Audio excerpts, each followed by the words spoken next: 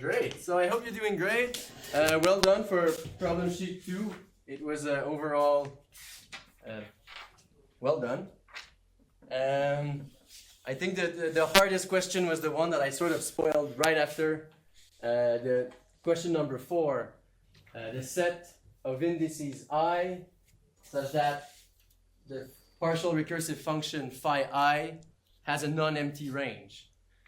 We saw that it was a recursively enumerable set, this set of i's. The question was is it also computable? And right when you handed me the solutions, I said, well, my Rice theorem is somewhat easy. And I saw many people who were like, whoa, I didn't use Rice theorem. How should we do it? And I was sort of worried, like, oh no, I hope, it's not everybody's gonna get it wrong by trying the wrong method. But a large subgroup of you got a right solution, so you figured it out well. And Vincent, you agreed to show your solution. Do you want to? Yeah, okay. I think it's just going to be more fun that you show your solution than me copying your solution. So, go ahead. Okay. Yeah. So the question 4, the question was if this set is computable, right? And if it's computable, let's call the set maybe M. So this is the set so that phi I has a non-empty range. If it is computable, that means there is a decider for that. The proof that we did works like that we assume it is computable and we get a contradiction, right? So we assume it's computable, that means we have a decider for the set. Let's call it the M of I that basically tells us it gives us a 1 if there exists a J so that phi I of J holds, so that the phi I has a non-empty range, right? And 0 otherwise. And the idea is now that we can use this decider to construct a decider for the halting set. And if we can do that, that's a contradiction because the halting set is uncomputable, so there can't be a decider for the halting set. So and how we do it, I think there's a simpler way than what we actually put here, but I can do the same as we, it doesn't really matter. So we construct from, okay, let's see. If we, how did I put it here? Okay, let me create the simpler way. We can just construct a Turing machine, let's call it TK, that ignores all inputs that it gets. So let's call it TK of S. What this Turing machine does is ignores its input and simulates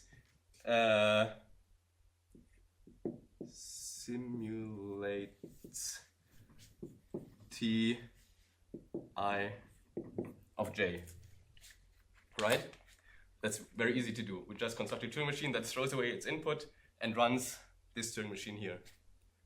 And that is also a Turing machine, of course. So it has a K. So I and J are hard-coded into K? Yes. So K is a function of I and J.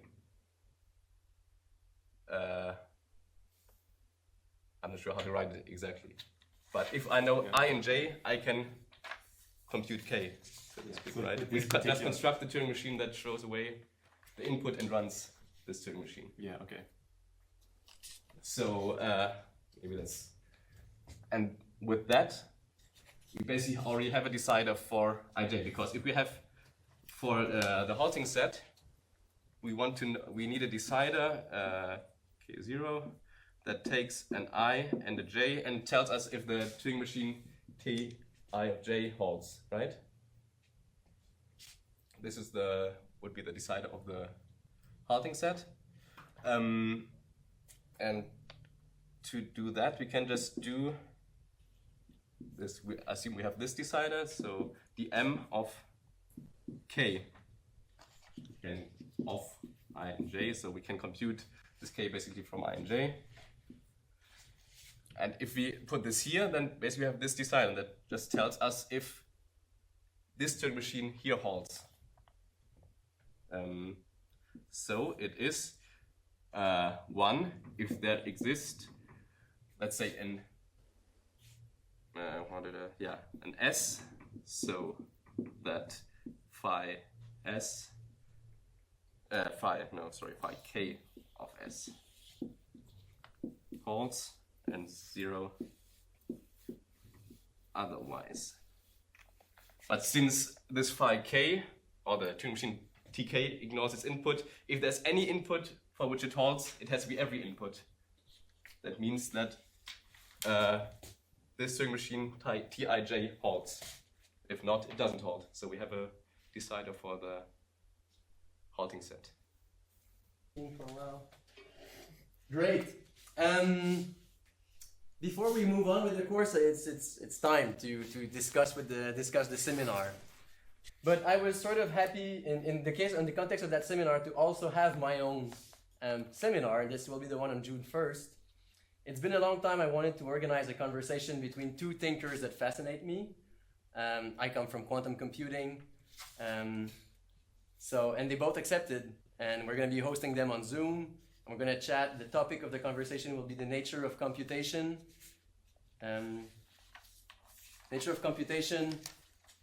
Incompleteness and mathematics.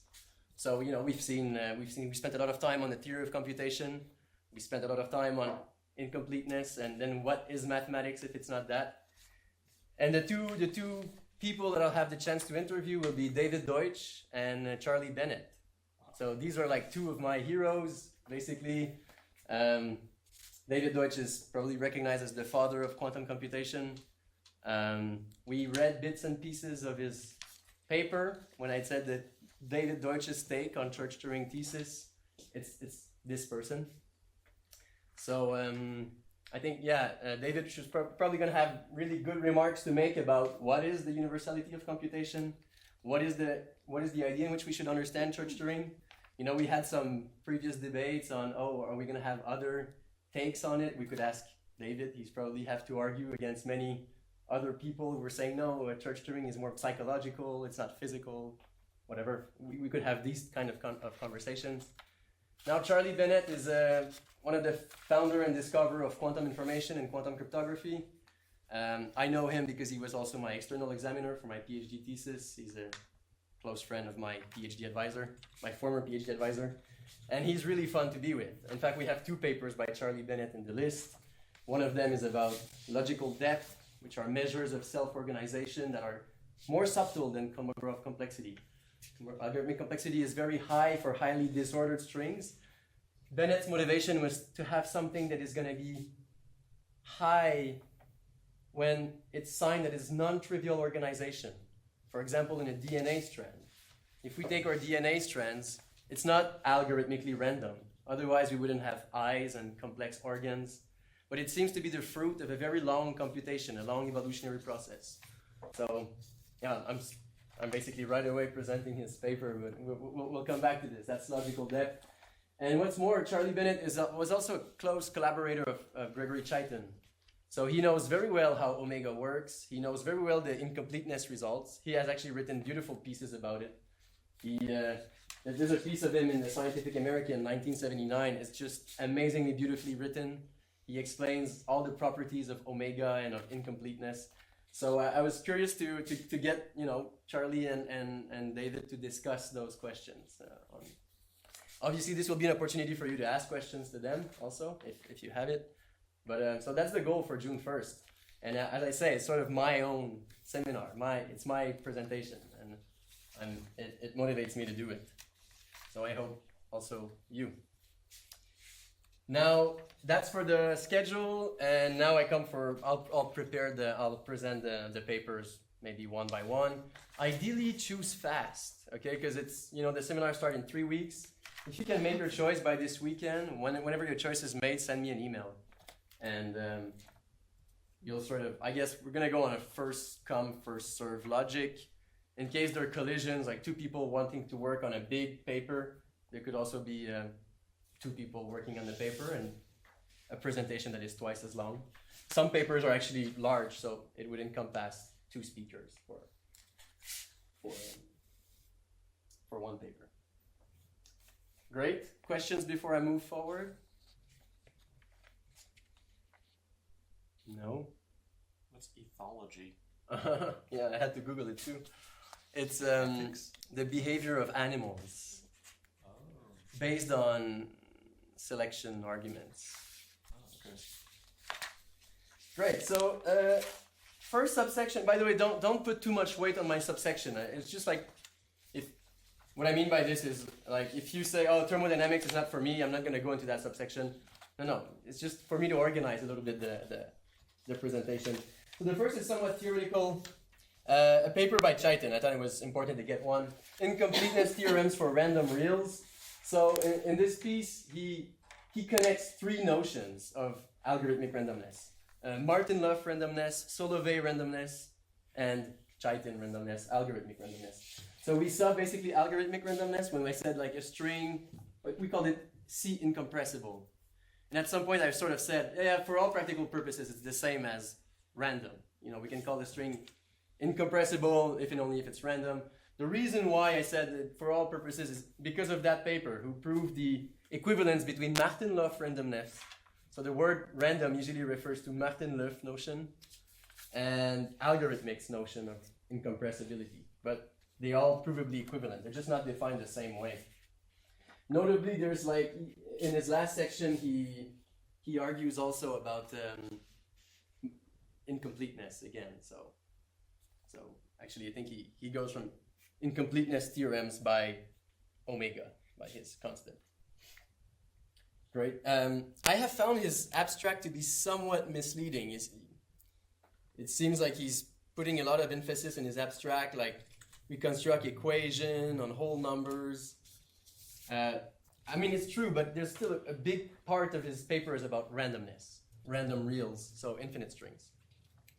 Now, second paper by Markus Müller.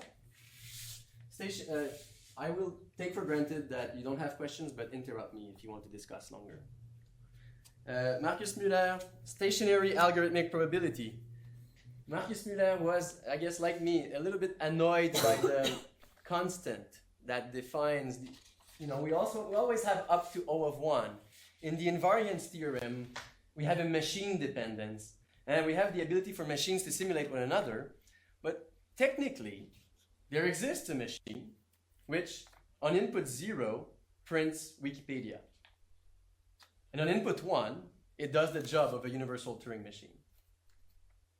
And that machine is very annoying, because for that machine, K of Wikipedia is 1. It's a 1-bit long program. But we want to say, like, come on, you're not allowed, because we know that this machine has all of Wikipedia encoded in its rules already. So it's like its state space, its internal state must be extremely, extremely complex. And Müller was puzzled by this. Actually, it's Markus Hütter who pointed me. He made the most progress on this question. Check that paper out. I haven't read it, but I hope one of you will work it out.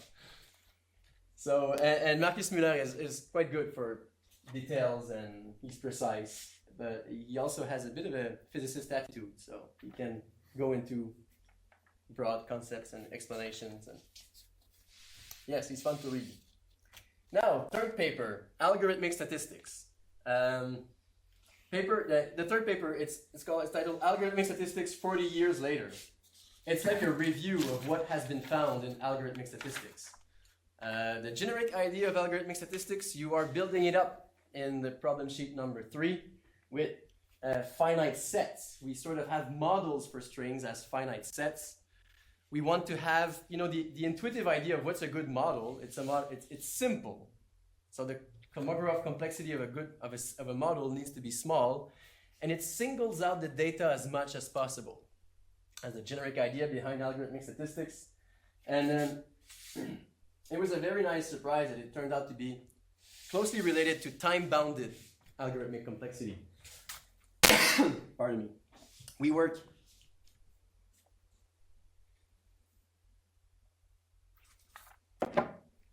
in the framework where there's no bounds on computational time. is the length of the shortest program. That's it. We could define notions like the length of the shortest program which can compute the string x with a number of computational steps which is smaller than t. This would be time-bounded complexity. And there are links between algorithmic statistics and time-bound complexity, which a priori is completely not trivial. They explore these links in that paper. It's an example of a long paper, so 2 people could work on it. If you're alone, well, present us what made you most happy to read and like what you found most interesting. You don't have to present everything, obviously. Paper number 4 by Vitani and Lee. Lee and Vitani are the ones who wrote the big textbooks. They're extremely precise, and they made a very nice contribution there by connecting minimum description lengths with Bayesianism. And so the idea of like, well, we have a prior, we update our prior. This is typically, it falls into the framework of Bayesian epistemology or Bayesian approaches. And they connect that with minimum description length. So it's basically a bridge between algorithmic statistics and induction, which will be the next point.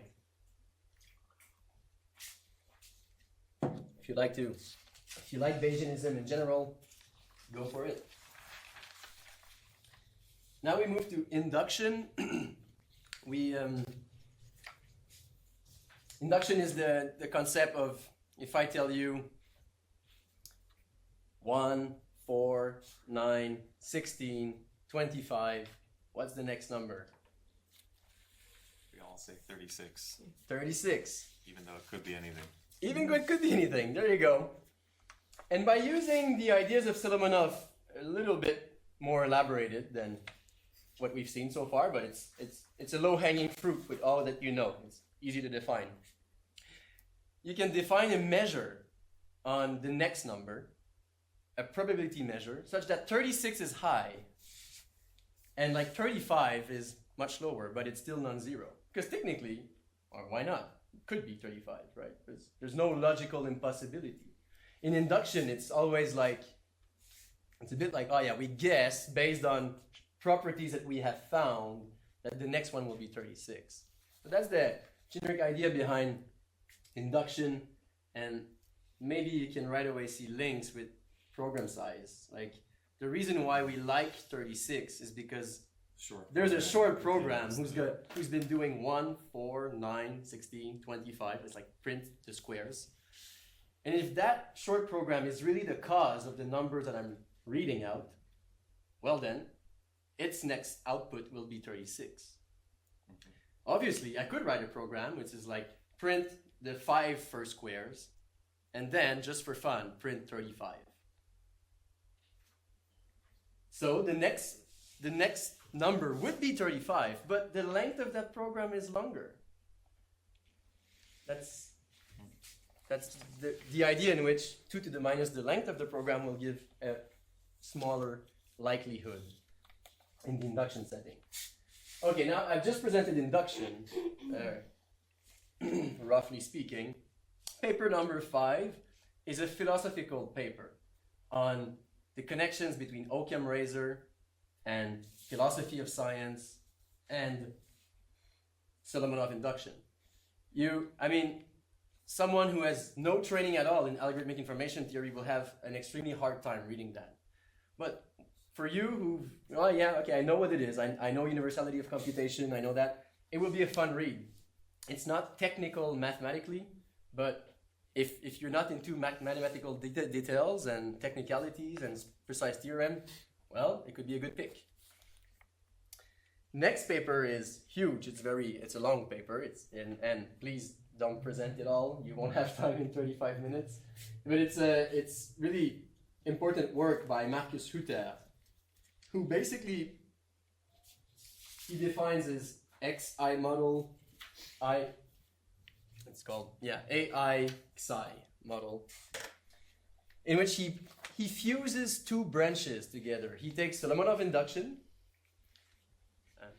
this idea of having probabilities on future bits that we read, given the ones that we have read, with decision theory. Decision theory is sort of a field that comes from economics. You know, you're a rational agent, you're exposed with choices, which decision should you make?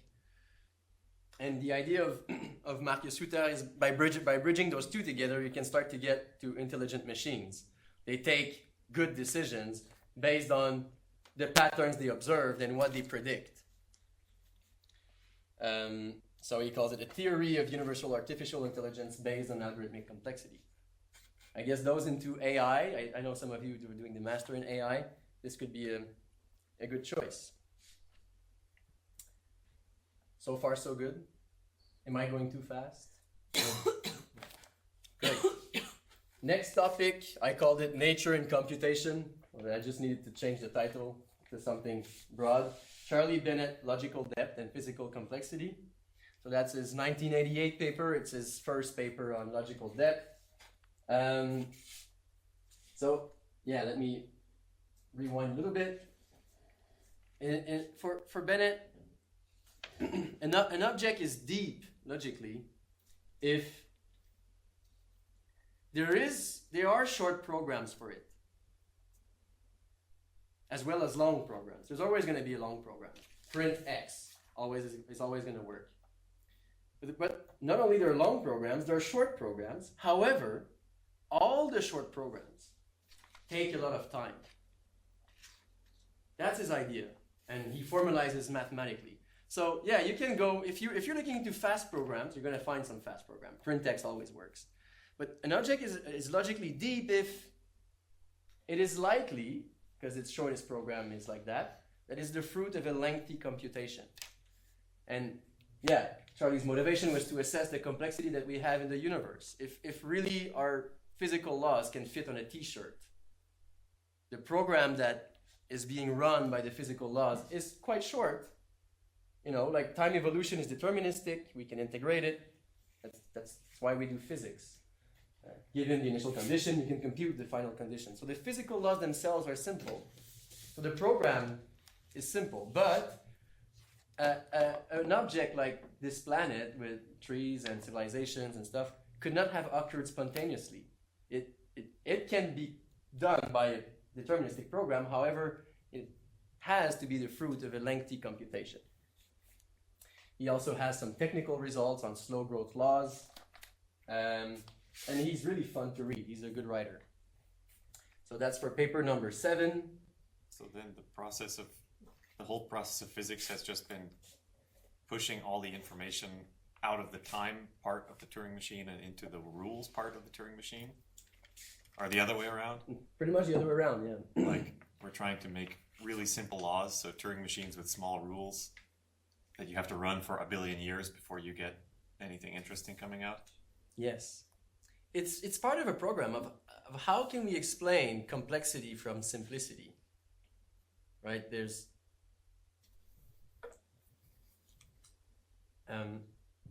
always the idea to say, well, complex objects have been designed and they were born complex. Like the Earth was created exactly like this 6,000 years ago. Mm-hmm.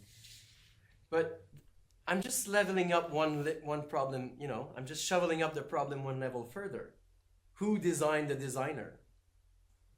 So the idea of Bennett was to address how can, via time and long processes, non-triviality or complexity can emerge.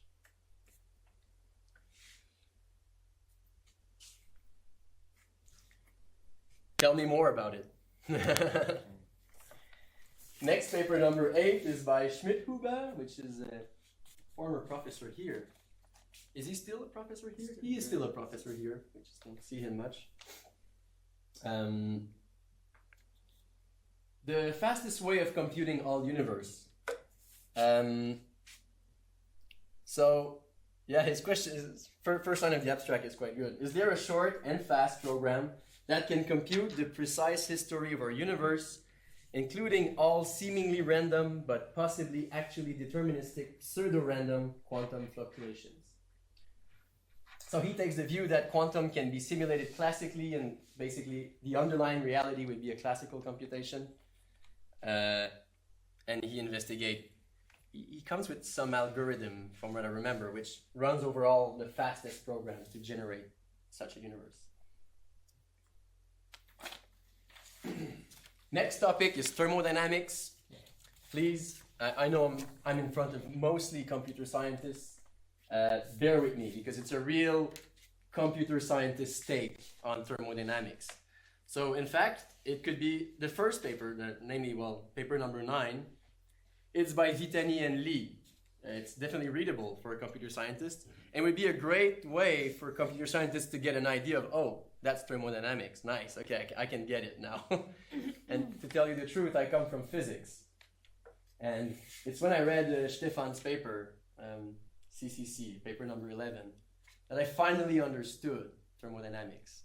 So even for a physicist, it's good to come from the information theoretic way. What should I say? Yeah, in this paper,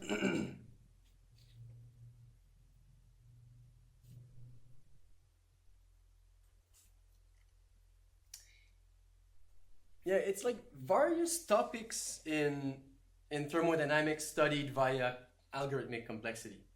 You can have a look at it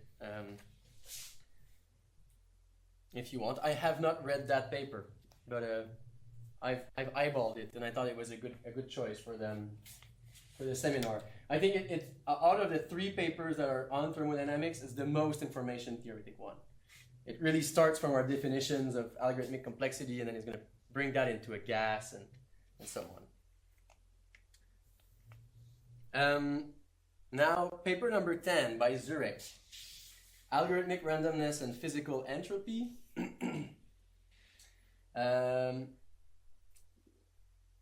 Yeah, that's a solid paper. It connects a lot of the paper connects Shannon entropy with algorithmic information entropy.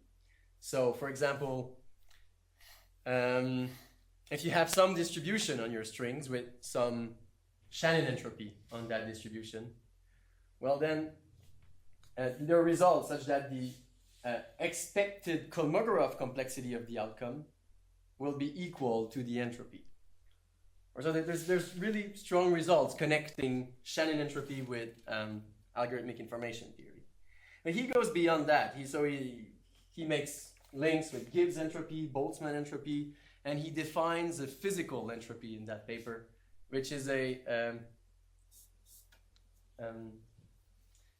notion that has many links with algorithmic statistics in the end. Because, without wanting to go too much into the details of thermodynamics, but in the literature, it's sort of convenient to call things macro states. What is a macro state?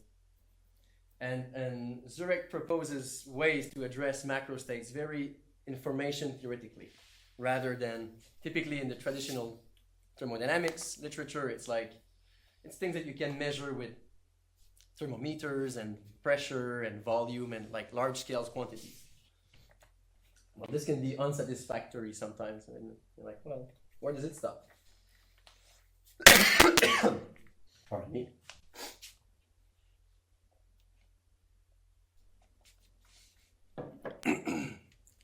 Cool. Oh yeah. He also speaks of Maxwell's demon, which is this entity which can play with systems and reduce the entropy of a thermodynamic system. The solution to the Maxwell demon problem was found, by the way, by Bennett also, where he realized that, if the demon is playing with the physical system, he needs to be a computational device. And by playing with his system, he's going to have a memory. And the memory will be encompassing all the information of the physical system. So no information is actually lost, unlike what it was taught previously. Cool. Paper number 11 by Stefan Wolf, our group leader, and Emin Baumeller, a colleague. We call it the CCC paper. It's an amazing piece. There's a lot of stuff into that paper. Causality, complexity, consistency. Can space-time be based on logic and computation? So the central theme is algorithmic complexity. You're going to see a lot of K of X and K of A and K of B given X. But it's applied to various contexts of physics in which it has not really been applied before. For example, in quantum correlations, in the Bell scenario, they use, can the randomness of the Bell scenario, by which I mean the violation of Bell inequalities, for those who are familiar with, can we assess the randomness via algorithmic complexity? They also use algorithmic statistics to connect again with thermodynamics. What else do they do? Oh yeah, the erasure cost of some bit strings. If you're given a bit string and you want to erase it with logically reversible computation, because logically reversible computation is thermodynamically free, you don't have to dissipate energy. But once you do logically irreversible gates, well, your computer is going to heat, because you're erasing information. By the second law, you're going to heat it up. So they basically investigate the limits of erasure. I know that in the last 3 papers, I've been naming a lot of stuff from thermodynamics. You might not be familiar with it, but please don't be scared by it, because they're all papers that are very information theoretic friendly. Next, paper number 12. Well, quantum algorithmic complexity. That's a problem. We've seen, well, plain complexity and prefix complexity, which are measures on universal Turing machines. What does it look like in the quantum setting? What if we have a universal quantum computer to compute? Can we hope to speak of the Kolmogorov complexity of a quantum state? And if so, is that measured in bits? Like, is it the length of the shortest classical program that I write to a quantum processor, which is going to produce the quantum state? Or is that measured in qubits? Is it the minimal size of the quantum program that I could give to a quantum Turing machine? If you are into quantum theory, you might be interested by those papers. So the first one by Vitani is, well, in the titles it says it's based on classical descriptions. So that's one way to get to quantum algorithmic complexity. Obviously, Vitani, it's well written and it's clear. There's another paper that a colleague of mine recommended me. I haven't read it, I'd be curious about it. But I know there's Markus Müller in the list of authors, so it's a good sign. Paper number 13. And this one is based on, so there are 2 different notions. The Vitani notion is based on classical descriptions, and this one has a quantum program. So it's the length of the minimal quantum program that we can give to a quantum computer. Great. If there's no questions, I continue. Information measures. Yeah, let me continue. Funny you say Müller is in the authors list, so that's a good sign. Because we were just talking about induction before, about like taking a sequence of numbers and predicting the next one. It's a kind of induction to assume that like this author is good, these 5 papers have all been good, so the next one will also be good. Yeah. We're assuming that there's like a short program that all their papers are good. Yeah. Usually there's an explanation. He's got a good... I don't know the other authors, so I'm embarrassed. It's not just... I don't know, but I know Markus Müller does good stuff. In terms of rigor and in terms of... It's good read.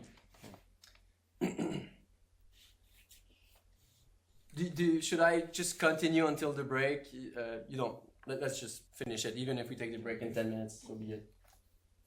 Great. Information measures. Paper number 15. When I discovered its existence, I was flabbergasted. Because I was always impressed to read Vitani and Lee for their, mathematical rigor and their textbook on algorithmic information theory. But then, as I mentioned, Bennett was one of my heroes for quantum computing and quantum information, and he's like a great physicist and chemist, and Zurek also. Zurek has been an inspirational thinker for quantum theory. And then I saw there's a paper with all of them together with Peter Gash, who's also a good information theorist. And they solve a very important problem. They use algorithmic complexity to define a distance measure on strings. So you can have 2 strings, and you can define how far they are from one another. And you know, like Hamming weight is one way to do it, but Hamming weight is very annoying because, like, all zeros and all ones are maximally distinct, but they're clearly not that different. yes, yes. Suppose you take a random string, an algorithmic random string, and you flip every bit. Yeah.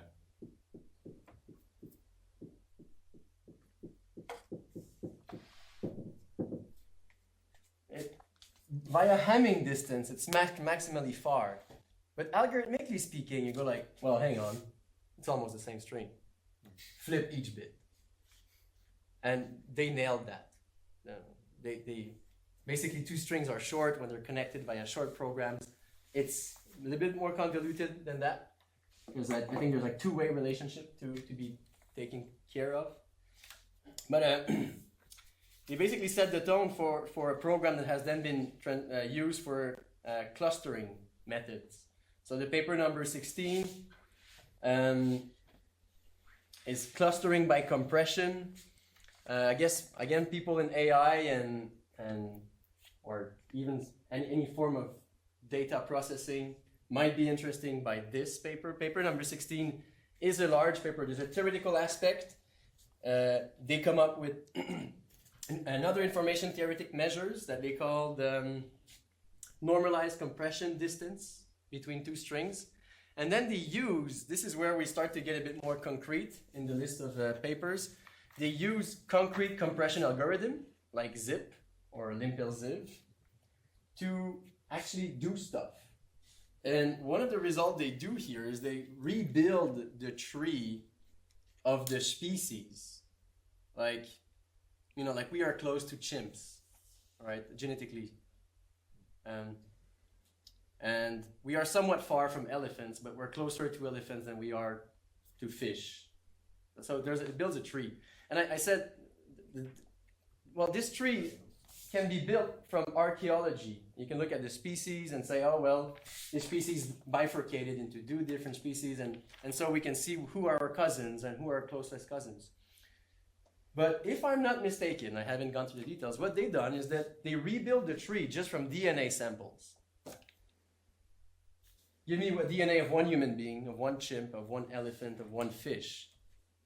And via their notions of information distance, they said, oh, well, these two are the closest ones, so that gives a proximity relationship that can be mapped into a tree. And the furthest that we are is the fish, and so on. And they rebuilt the same tree that the archaeologists have for biology. By the way, take this with a grain of salt. There might be mistakes in what I just said, but it's the coarse understanding that I had in my mind of what's this paper. Well, what the applications of this paper are about. If you present it and you find that I was wrong, please correct me. Now, from these methods, now we get into so paper number 16 maybe is half theoretical and half applied. And then we go into more application things for, well, applications of algorithmic complexity. Paper number 14 is on anomaly detection. If data are irregular in some sense, I don't know, to detect fraud or things like that. Paper number 17 is, I put biology there. Really, it's COVID. So they use their methods to classify, the phenology and taxonomy of the SARS-CoV-2 virus using compression. They again use the normalized compression distance. And I'm really curious to know about it. It was a somewhat recent paper, and I don't know if it played a role in the pandemic. It probably did. Paper number 18 is on neurosciences. If you're into that, please tell me more about it. Oh, did you see the last line, by the way? Number 17 is a funny final line. It says, we treat the question whether pangolins are involved with the SARS-CoV-2 virus. Pangolin is a kind of creature. Oh. Is it a South Park reference? Mm-hmm. It's a South Park reference? Sorry? South Park reference? Yeah. That I didn't understand. But a pangolin isn't a creature? It's bear. Like, more like kind of cat, something like that. Yeah. In between a cat and a bear, I think. Yeah. Oh, that's funny. It is. Hard to describe actually. Cool. Paper number 19 is on linguistics. Survival of the smallest. Stability conditions for the cultural evolution of compositional language. We use methods of minimum description length. Yeah, I haven't read it. Please tell me more about it. If you're into applications, I'd like to know more about those. Paper number 20 is about sociology, social networks, theoretical and empirical findings. Paper number 21 is on ecology. Paper number 22 I know a bit more about. I think it's on ants. They investigate the behavior of ants when they were looking for food on different kinds of maize, and they had to communicate the information of where the food was. But there you go. I think in this list you have a broad range from which you can find. Obviously, you are welcome to come up with your own paper. Please just tell me, and maybe I could just validate you're not, stuck into a very narrow subject, or I don't know. Just tell me if you want to come up with your own. And yeah, I'm available for questions. Let's have a 15-minute break so we can reconvene at 45 past. Okay, so yeah, this is where we were last time. Do you understand the statement? From n bits of omega, the n first bits of omega, just notation-wise, omega n like this means omega 1, omega 2, omega n. Oh no, somebody made a remark that omega is a real number. It's 0 dot something. And for chi, it doesn't really matter because we just use chi as an indicator. So it doesn't really matter whether we should interpret it as 0 dot something. But for omega, it does. Because we're summing up numbers to define it. So it really needs to be a number, 0 dot something. And we know by Kraft inequality, it's a number smaller than 1. And larger than 0 because there's at least one program that halt. For a reminder, omega was the sum over all programs that halt, 2 to the minus the length of the program. Because this is a prefix set, prefix free set of strings, well, this sum is smaller than 1. So the proposition is that omega is a compressed version of the halting problem. Within n bits of omega, we can compute the halting status of the first 2 to the n, roughly, first programs. How do we prove this? So, in fact, we show that omega n, I'm basically deploying this definition because that's like a cryptic version of writing it, permits to determine the halting status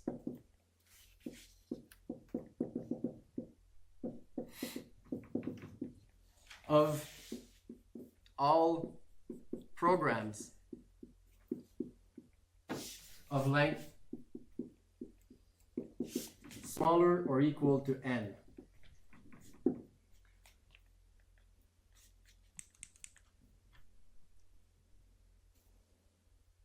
There's one program of length 0, 2 programs of length 1, 4 programs of length 2, ... I'm summing all those numbers. I get that. So that's what it means. Now let's go. one of your questions in problem 3 was about upper semi-computation of a function. I said we're going to lower semi-compute a number. Omega is the number that we're going to lower semi-compute. How can I find lower bounds to omega, ever better lower bounds, such that at infinity I reach omega? How could we do that?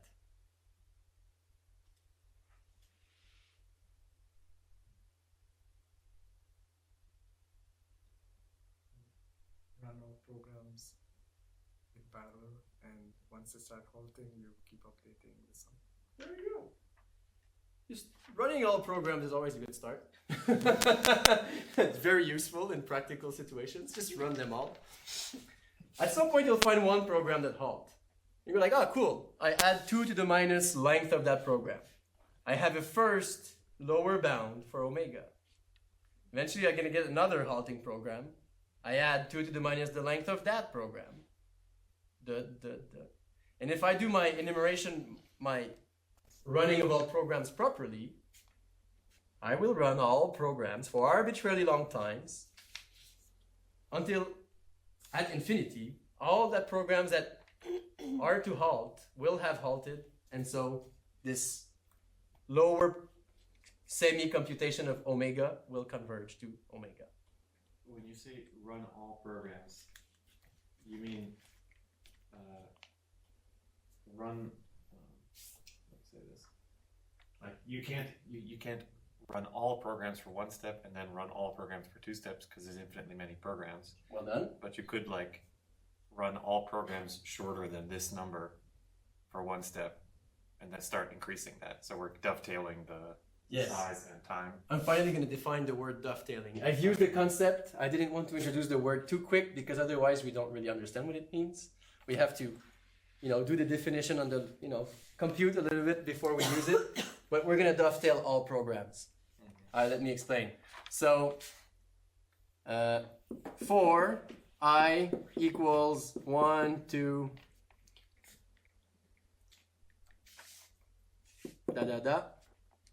run all programs of length smaller or equal to I for I steps of computation.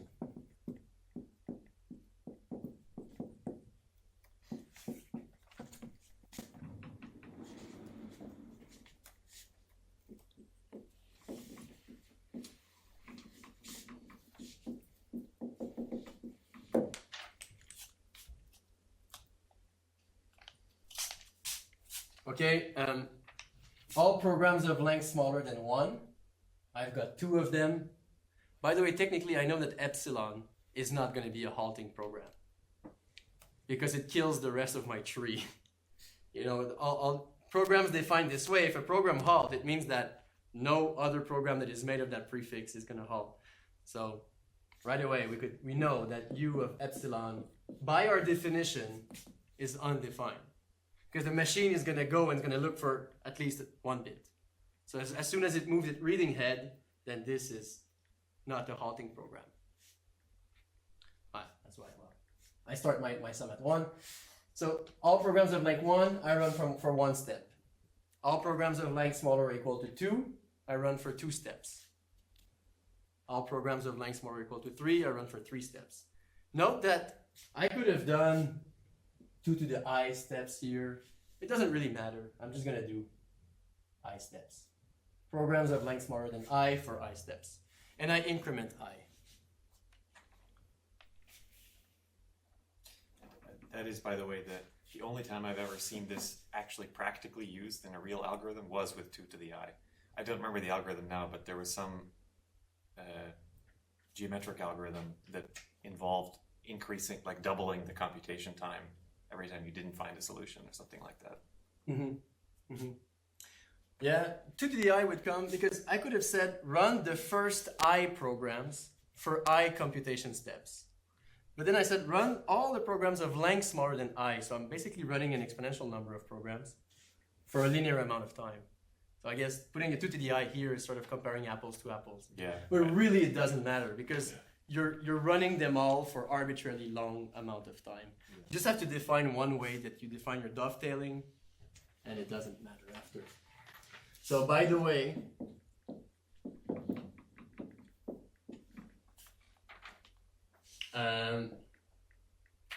this is called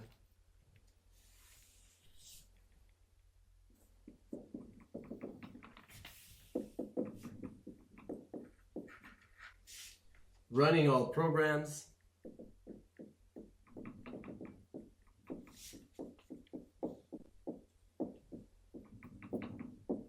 in a dovetailed fashion.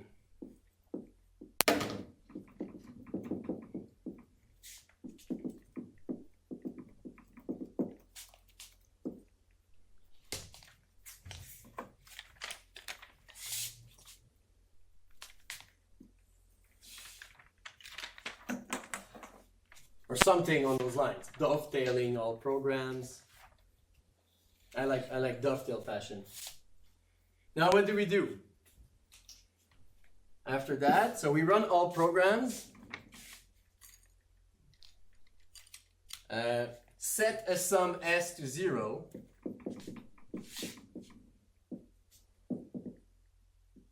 You initialize some sum s to 0. If some program P halts,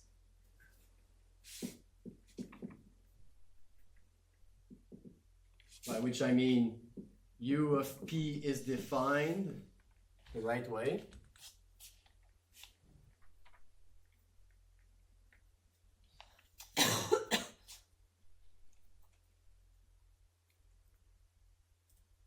add 2 to the minus length of P to S. So S is my sum that is going to lower semi-compute omega. I'm going to add some programs, 2 to the minus the length of the program. Now we see that the dovetailing really does converge to omega with arbitrarily larger time. All programs will eventually halt, and we're going to get all those contributions in the sum. But to come back to this problem, if we're given n bits of omega, what do we do? I've been dovetailing all programs. I add 2 to the minus length of P whenever P halts.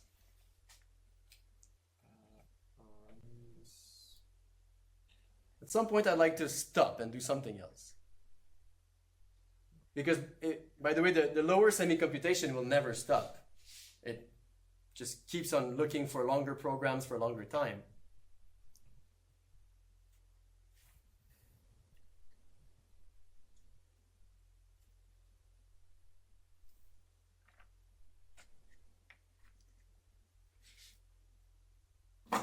Note that omega is larger than omega n.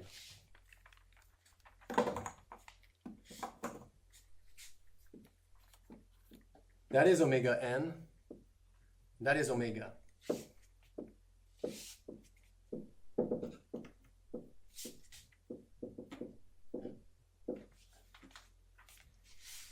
It's going to have more bits. All the first n bits are equal. 0 dot, it's the same binary expansion. But then there's some more bits. You know, if this is a 1, or eventually there's going to be a 1, it contributes to 2 to the minus n plus something, n plus 1. So omega is a larger number than omega n. Do you see it? That's a real number in binary expansion. 0.1, 0, 0, 0, 1, 1, 0, 1. And then the rest is all zeros. Whereas this one is the same start, and then there's some more numbers. So it's a larger real number. What do we do then? We keep on computing S until S goes above omega n. We know it will happen. Eventually, the way I like to write it is when the first n bits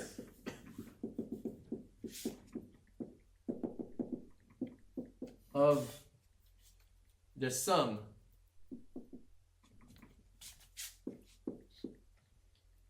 stabilize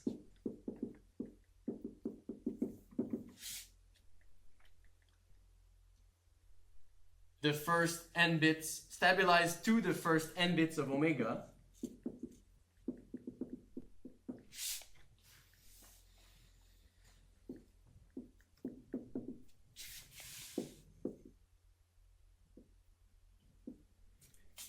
right? I'm adding inverse powers of 2 to my sum s. I'm adding 2 to the minus p, well, length of p, and eventually, you know, I'm going to add, so s is always going to be of the form 0.00. It's going to have some 1s, but eventually s will be larger than omega n. When s is going to be larger than omega n, it will mean, another way to see it is that it will have stabilized, its first n bits will have stabilized to the first n bits of omega. I'm confused about the, like, as you compute later on, can't that cause like a rollover where the first n bits are going to change? I mean, it'll just go up, but they won't, I don't know what it means, stabilize.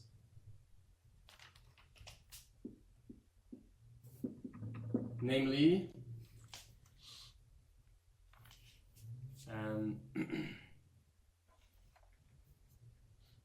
Omega n is a kind of a lower bound for omega, and also you're going to sum up smaller and smaller number because you're elevated to the length of the p power yes. 2, and then you cannot change the first n bits of s. I don't understand how you can guarantee this. I mean, The piecing that we are adding are smaller and smaller and smaller and smaller, so you're not able to add to increase the elements coming before in some sense. Hang on. I don't think that's true. Okay, I'll write 2 other ways. Okay, I've written like the poetic way, right? The first n bits will.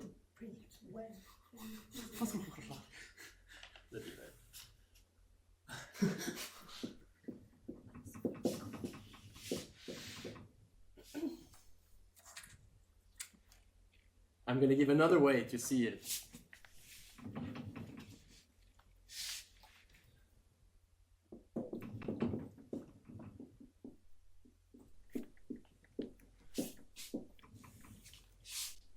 Could be equal technically.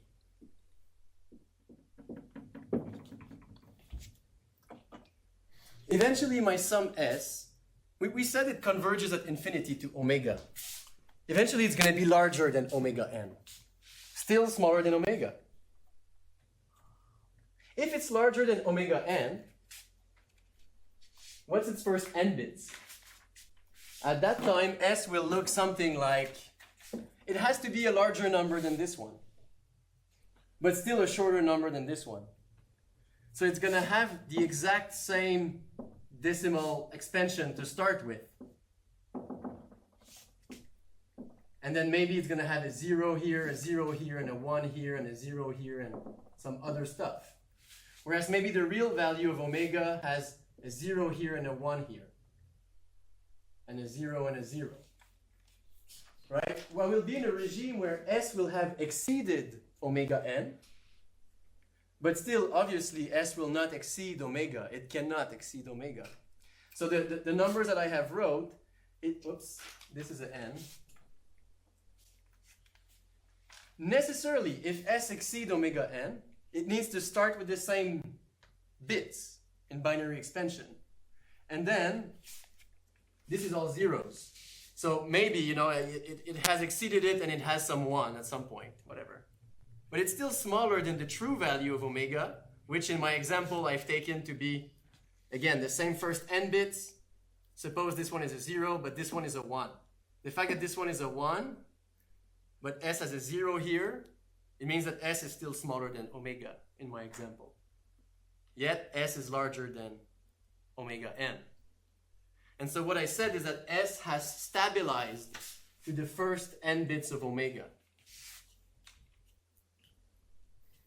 Now, to connect with Mariana's comment, it might be that they were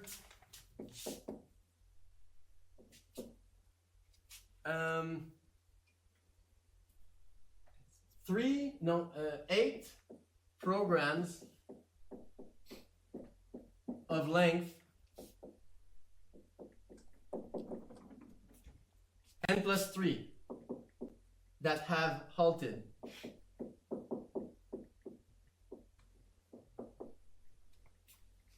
Well, these 3 programs of length n plus 3, they all contributed to 2 to the minus n plus 3, but I had 8 of them. And so that's 2 to the minus n, and so it has, it has eventually have an impact on the first bits of omega. Because at first it might be seductive to think that the very, very, very long programs are not so important. But no, when you lower semi-compute, even the longer programs, namely longer than n, may end up having a non-trivial contribution to the first n bits of S. When you do arithmetics, it's called retenue in French. What is it? Like you carry it over, yeah. Like I was like lower semi-computing, so I was increasing my value of S. The n plus 3, that's n plus 1, n plus 2, n plus 3. I eventually had a program here, so I added a 1. And then maybe I had another program of that length that has halted. So what do? I transfer this 1 into a 0, but I put this one a 1. And I did it again and again, and eventually it might have had carried over on the larger decimals.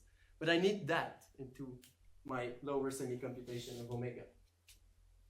But it's taken into account in what I wrote here, because I didn't discriminate only on the programs smaller than n. I'm running all programs of length smaller than I for I steps, but I goes unboundedly. And I add 2 to the minus length of p whenever some p halts. So the moral of the story, which I've written into 3 different ways, eventually S will get larger than omega n. So the first n bits of n of S will be the same as the first n bits of omega.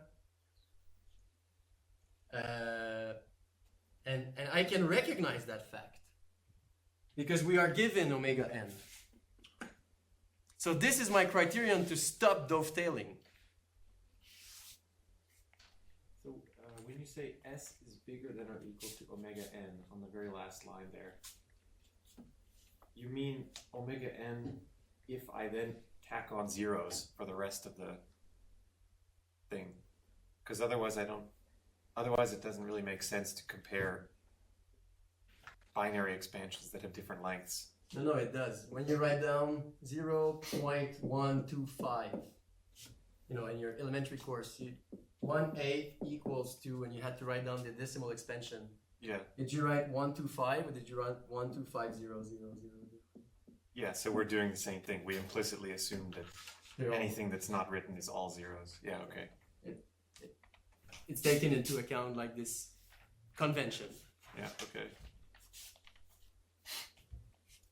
I'll leave this written in red for helpers. Okay, so my sentence is not done. When the first n bits of omega of the sum S, stabilize to the first n bits of omega, namely Sn equals omega n, maybe in parentheses, this happens when S gets larger than omega n, which is guaranteed to happen eventually. Then what do? Yes.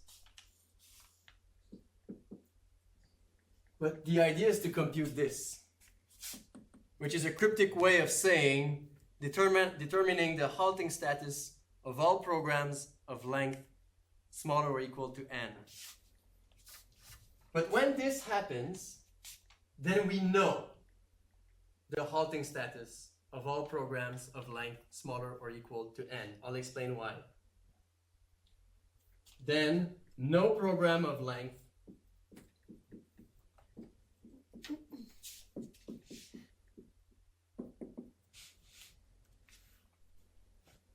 smaller or equal to n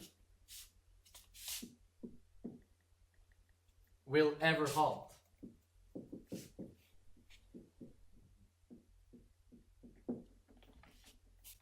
I took this from part of my thesis, and I realized it's a very long sentence for a proof. So I'll put a dot, and we can breathe. It's a long sentence. Why?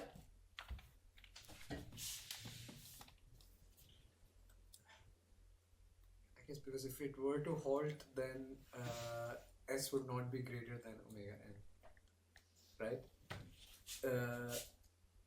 Because if it were to halt, then basically there's one more bit of S which has to turn to a 1. So like you'll get that plus somewhere, and like it'll be smaller. So once it's I guess basically if like the opposite, I mean once S is greater than equal to omega n, it can't happen. And it would. It cannot happen. It can. Okay, so once it's greater or equal to omega n, we're in this regime where S looks like that. Suppose there's a program of length 2 that has forgot to halt it and eventually is supposed to halt. What happens to my S? I need to change that bit. If it was a 0, it now becomes a 1. But hang on, I'm contradicting the value of omega. My S would exceed omega. And by the way, it also works. If it was a 1, then it carries over, and the carry will contradict the value of omega.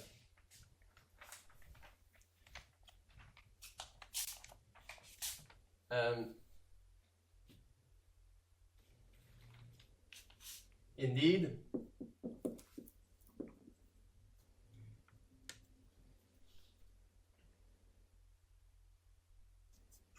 such an additional contribution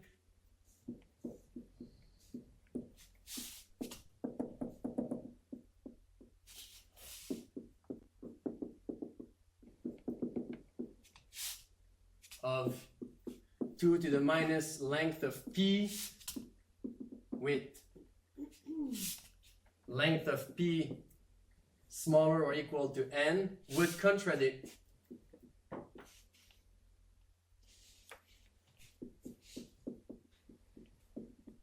the value of omega.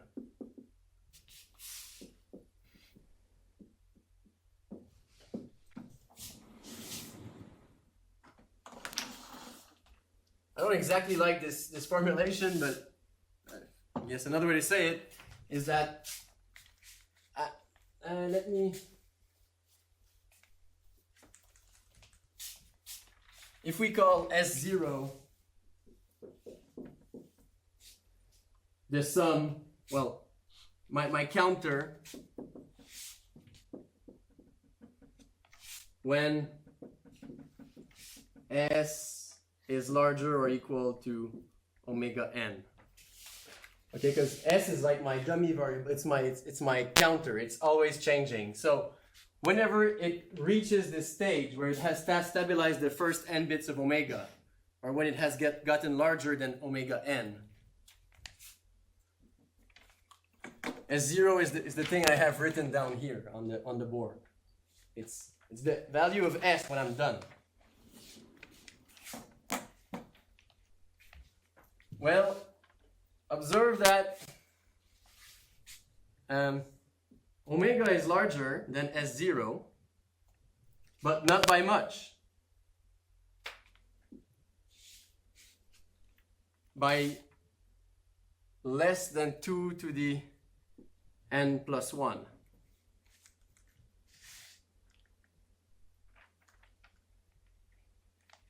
Right? They coincide on the first n bits. So their difference is something like maybe here there's a 1 and maybe here there's a 0. In which case their difference is going to be bounded by 2 to the n plus 1. So I cannot get to S0 and then add a number 2 to the minus L with L smaller than n. Otherwise I would overshoot omega. That's what I mean by contradict the value of omega. It would exceed omega. should be 1 over 2. Ah, thank you. Thank you. The minus. Yeah. Thank you.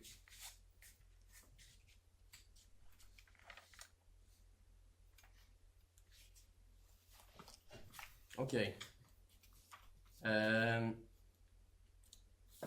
That's it for the proof, right? So n bits of omega can be used to determine the halting status of all programs of length smaller than n. So not only it knows, once we stabilize n bits of omega by our sum, not only we know that no more programs of length n will ever halt, but there's not going to be 2 programs of length n plus 1 that are left to halt either. Because 2 programs of length n plus 1 would also make my sum exceed omega. And there's not also 4 programs of length n plus 2. So there might be some programs of length n plus, but only 1, and it might be. I'm just going to say it and not write it to save some time, but this is the process we call lower semi-compute. And I'm exceeding my time, so have a good, what are we today, Thursday? Have a good weekend. And give me some news about your choice on your papers.